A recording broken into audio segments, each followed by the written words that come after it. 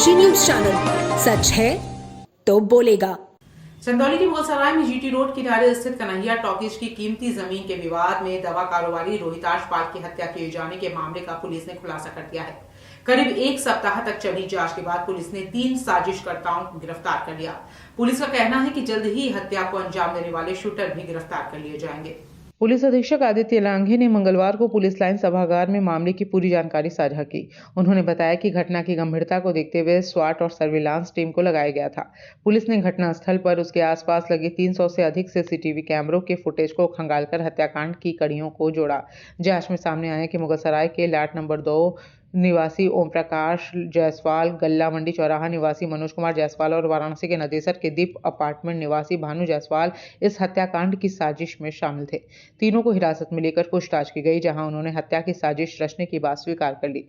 आरोपियों ने बताया कि कन्हैया टॉकीज की जमीन पर स्वामित्व को लेकर लंबे समय से विवाद चल रहा था।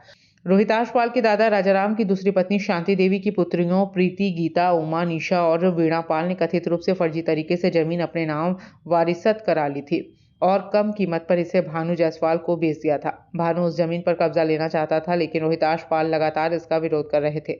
उन्होंने बेनामा रद्द कराने के लिए अदालत में भी मुकदमा किया था। जब कोई प्रयासों के बाद भी जमीन पर कब्जा नहीं मिल पाया तो आरोपियों ने उन्हें रास्ते से हटाने की साजिश रच डाली और शूटरों के जरिए रोहिताश को गोली मारकर हत्या करा दी। एसपी ने बताया कि फरार शूटरों की गिरफ्तारी के लिए पुलिस की 9 टीमें लगाई गई हैं और जल्द ही उन्हें भी गिरफ्तार कर लिया जाएगा। 18 तारीख को मुगलसराय थाना क्षेत्र में रोहिताश पाल जैसे ही अपनी दुकान बंद कर रहे थे रात्रि में, लगभग 10:35 पे एक व्यक्ति पीछे से आया है। उसके द्वारा उन पे फायर किया गया, जिससे रोहिताश पाल की वहां पे मृत्यु हो गई। इस घटना में तत्काल 302 का मुकदमा लिखा गया था। इस घटना के सफल अनावरण के लिए हम लोगों द्वारा 9 टीमों का गठन किया गया था। साथ में लगभग 300 से ऊपर सीसीटीवी फुटेजेस अभी तक देखी जा चुकी हैं। विवेचना अभी प्रचलित है। अभी तक की जो विवेचना हुई है उसमें ये जानकारी आई है कि 3 जो व्यक्ति हैं, जिनका नाम मनोज जायसवाल, ओम प्रकाश जायसवाल और भानु जायसवाल, इन तीनों व्यक्तियों द्वारा एक कन्हैया टॉकीज की जो प्रॉपर्टी है, इस पे लगातार जो मृतक है उस पर दबाव बनाया जा रहा था। कुछ थ्रेट्स भी उसको आए थे। इसमें हम लोगों के पास पर्याप्त साक्ष्य, जिसमें बयान, डॉक्यूमेंट्री एविडेंस एवं साथ ही साथ इलेक्ट्रॉनिक सर्विलांस, इसके आधार पर अभी तक की विवेचना में इनका रोल सामने आया है और इनके द्वारा प्लानिंग करवा के इस घटना को करवाया गया है। इस विवेचना में जो और षड्यंत्रकारी हैं उन लोगों का भी खुलासा किया जाएगा। विवेचना भी प्रचलित है।